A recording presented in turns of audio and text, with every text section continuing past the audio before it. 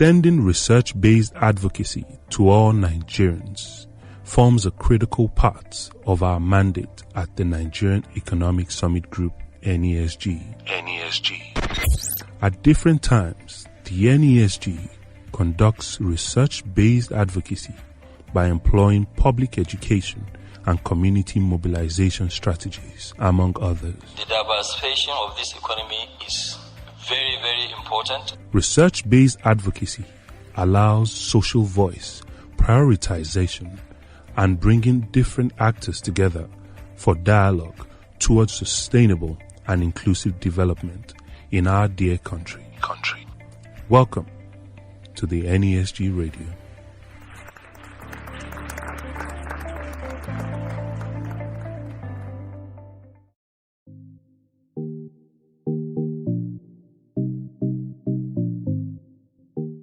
Hello there, and welcome to the NESG Radio, an advocacy platform of Nigeria's foremost think tank and policy advocacy group, the Nigerian Economic Summit Group. My name is Yinka Inyolakon.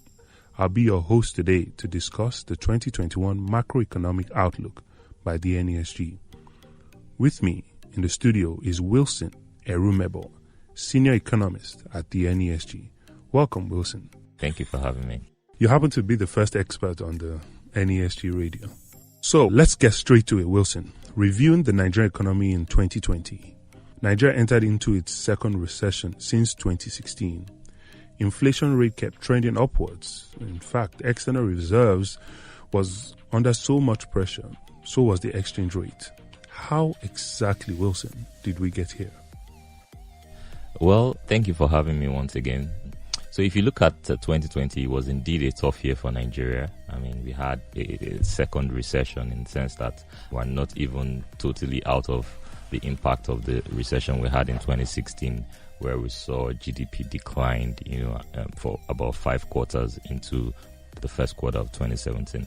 So we're not out of that yet. I mean, we just barely had a growth of 2.3% in 2019, which is, not so strong, especially when you look at the potentials of Nigeria.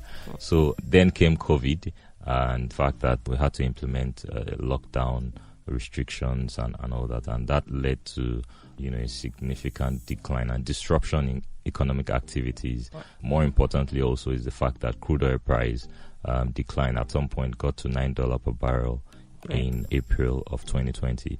On the output side, Nigeria couldn't, sell its crude at some point. So a combination of all these factors led to the economy contracting by 6.1% in the second quarter of 2020 and minus 3.6% in the third quarter of 2020. So meaning that we entered into a recession.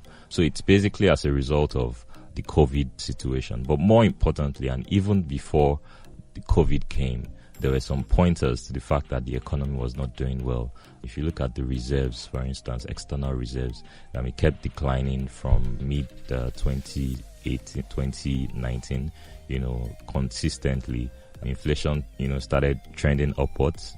Prices were increasing, basically because of we shut the land borders. That led to significant increase in the price of goods. If you look at other socio-economic indicators, poverty, unemployment. The World Bank said in 2020, even before COVID, close to about 2.2 million Nigerians, were supposedly to fall into poverty.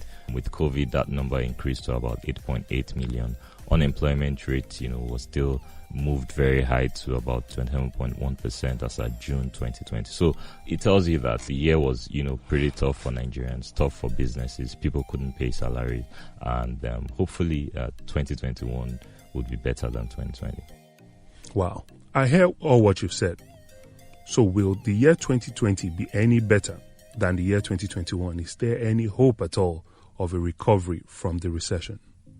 I think that, 2021 would be better, especially when you look at the fact that we've had some reopenings of some key sectors. There's been a relaxation of some of the lockdown rules, as it was quite intense in 2020. So that means that, yes, if you look at some of the key macroeconomic indicators, whether it's GDP, and if you look at the reserves movement, which is very important for a country like Nigeria. You'd see that the reserve has started to pick up, gradually. It's around $36.5 billion, so that tells you that somehow, yes, we will, record some positive improvements when you compare it to last year.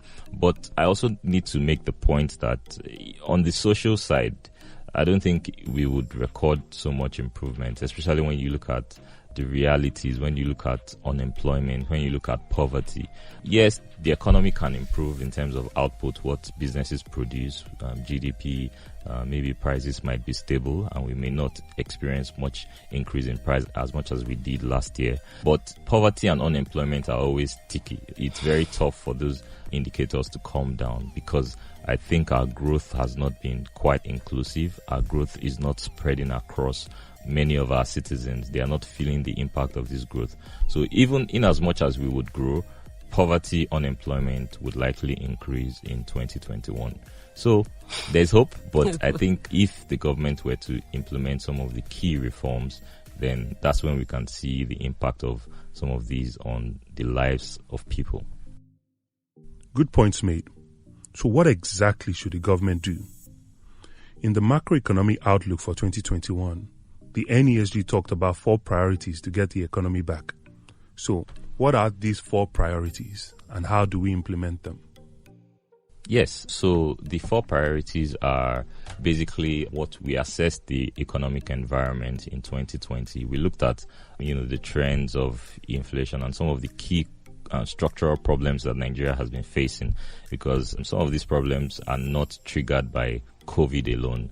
COVID only showed how vulnerable the Nigerian economy has been in the last few years. So if you were to provide a solution, you also need to look beyond COVID and see some of the problems we've been having. And, you can make a whole list of that, whether it's the fact that Nigeria relies on oil to generate FX, Nigeria relies on oil for revenue, and so many other challenges, whether it's insecurity, whether it's power, infrastructure. Those things have always, limited expansion and growth of the economy. So those priorities, basically, the 4 of them, the first is macroeconomic stability. The second basically looks at policy and regulatory consistency, and it's quite important and something that we need right now. The third looks at the sectoral reforms, and the fourth is on human capital development, which basically looks at education and healthcare and skills development as well.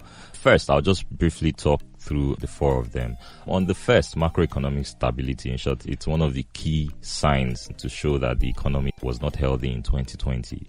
So we had a case where, our exchange rate was, fluctuating, and at some point in the black market, got to close to or even over 500 naira to a dollar. Interest rates, kept coming down. Inflation rate kept going up.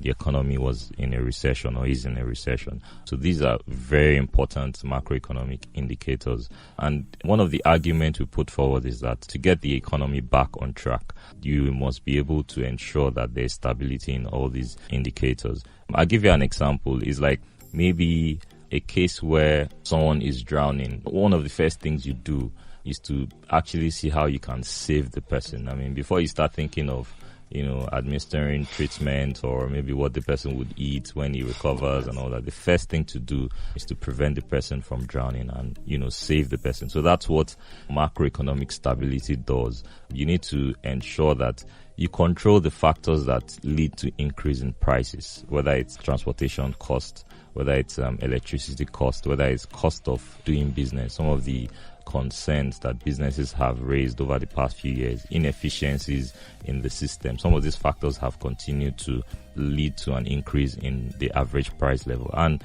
one thing about inflation is it affects the poor even more than the rich. So I think this is very important. Exchange rates. We can't continue to have a case where there are multiple exchange rate windows. There's a parallel market. There's the BDC, there's the I and EFX windows.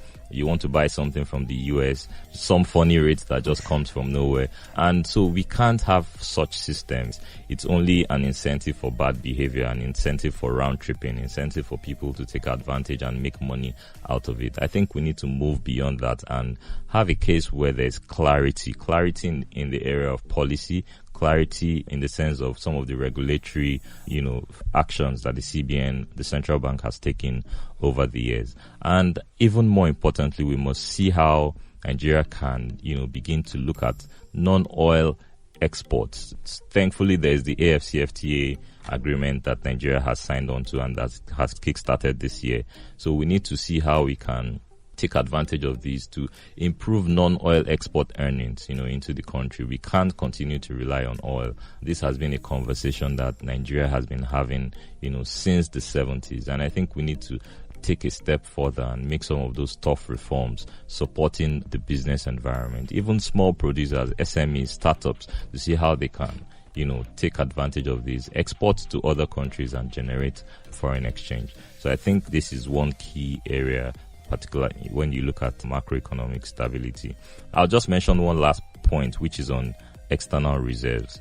And I think which is also linked to the fact that we need to improve on non-oil earnings. So if you look at a country like China, for instance, just in November alone, China added $50 billion to its external reserves.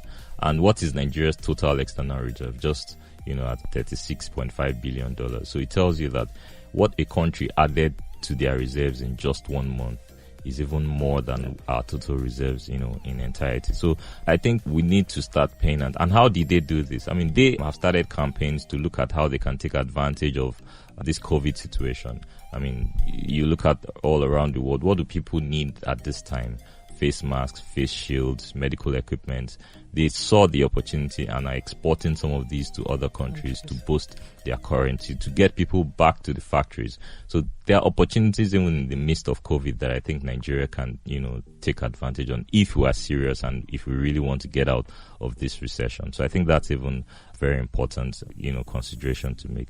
The other priority is on policy and regulatory consistency. And I think it shouldn't even be argued as to how important it is, because if you're talking about attracting investment into a country like Nigeria, I mean, you must ensure that you get the policy environment right. You must get policies and implement policies that, are friendly to businesses. You can't expect people to invest billions of dollars and then all of a sudden there's a reversal and then they make losses and all that. So I think I wouldn't stress more on that, but I think it's been overemphasized all along.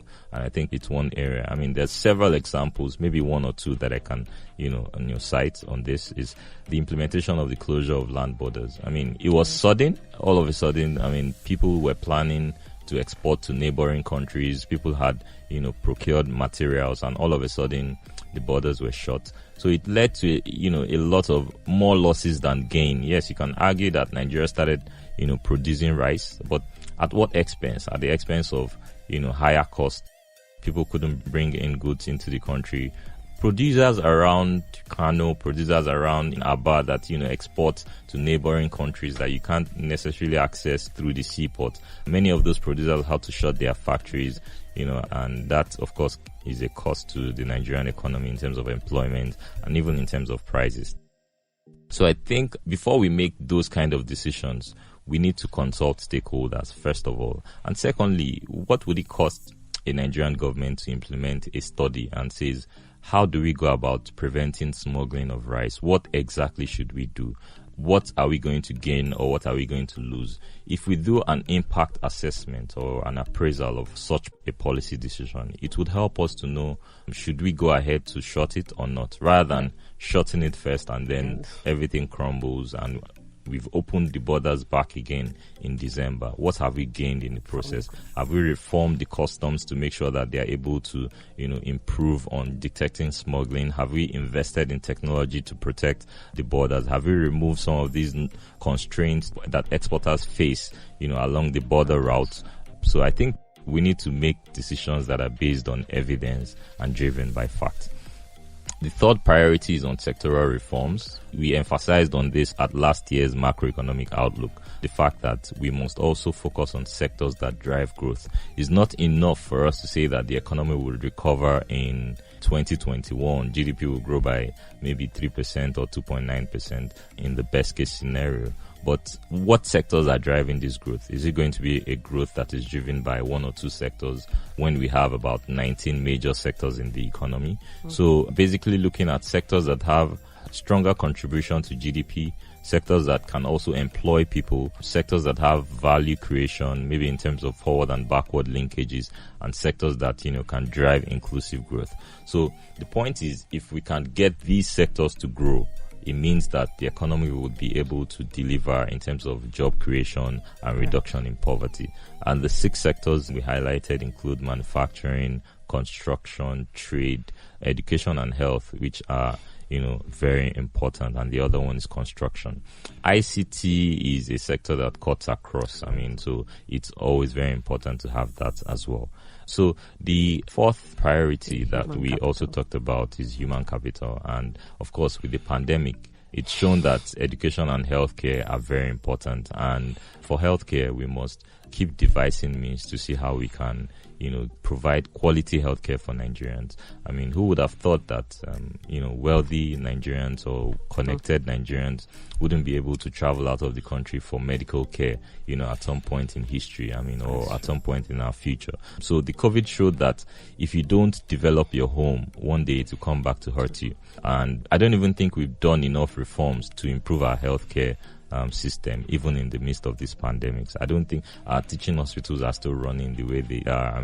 Issues about boycotting, going through the back doors and trying to bribe your way and get, we hear those stories and they've been, consistent in Nigeria. And I think this would have been an opportunity for us to make some of those reforms that if you are ill, you go to the hospital and you get proper treatment irrespective of, your income level. We also think that it is also important that we focus more on education, because people couldn't even go to school. And so what we're talking here is basically digital access, ensuring that our kids can, have quality education even at their homes, that we increase ICT penetration in the sector. There's some rural areas that even are not connected to some of these ICT facilities and equipment. And I think this is a time for the government to step in and, provide support in those areas. Yeah. Okay. We all know that our economy, our space isn't that simple. So beyond these 4 priorities, are there any other actions, any other insights that we should know about and that we should take in the year 2021? Yes, I think even if you look at Nigeria as it is, insecurity has become one big challenge, that the country has been facing, and has very huge implication on businesses.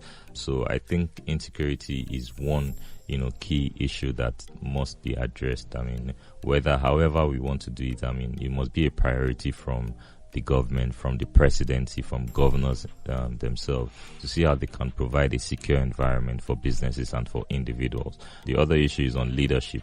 And I think it's even very important, because if the leaders don't connect and they don't see the value in it, to be a fruitful exercise. So I think Nigeria needs to get its act right. Nigeria needs to implement some of those key decisions under each of the priorities that we've mentioned. And you need a leader, a good leader that understands basically some of these things and can, get the government to work and implement some of them. So I think, leadership and security are 2 key issues that I think, if done, it will enable the implementation of some of these.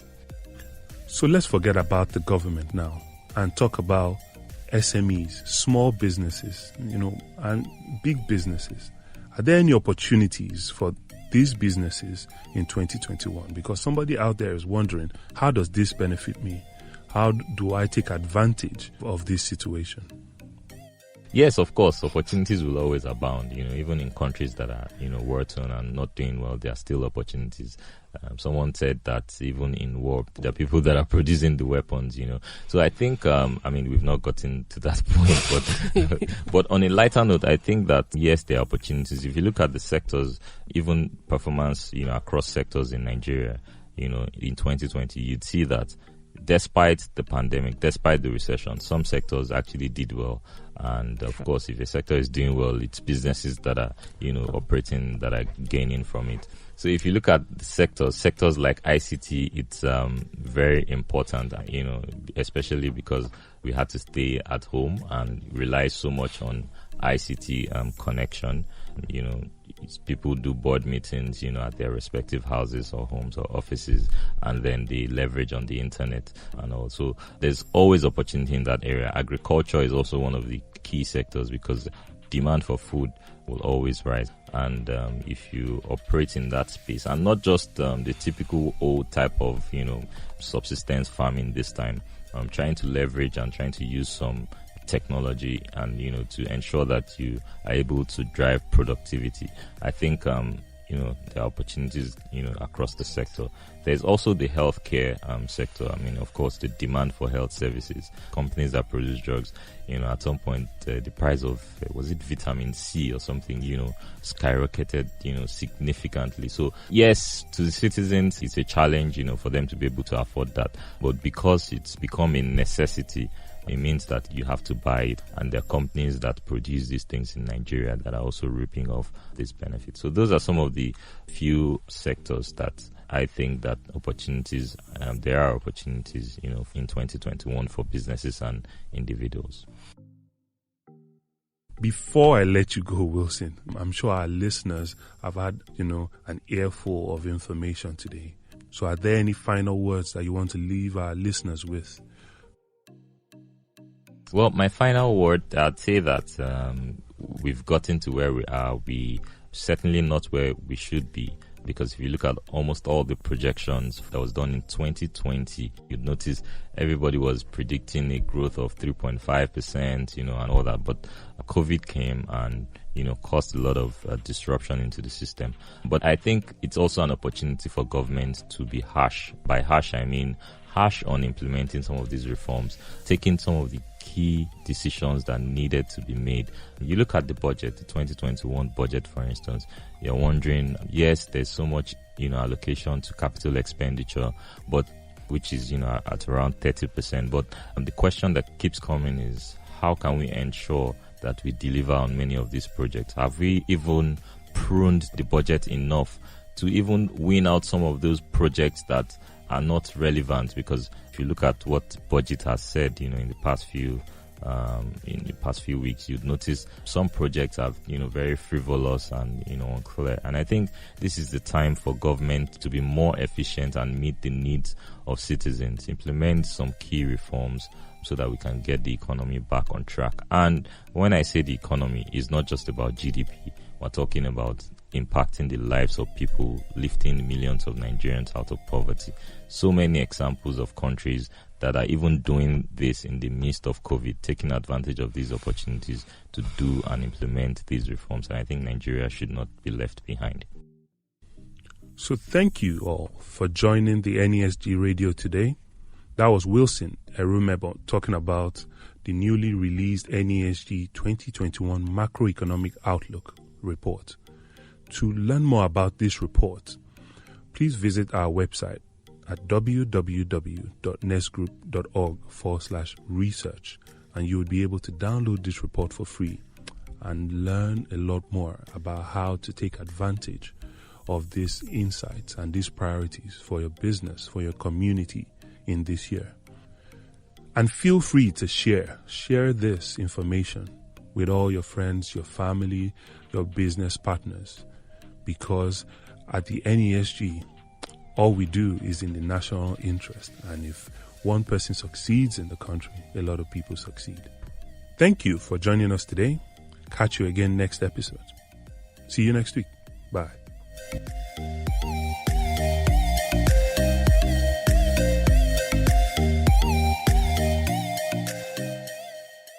Thank you for listening to our content today.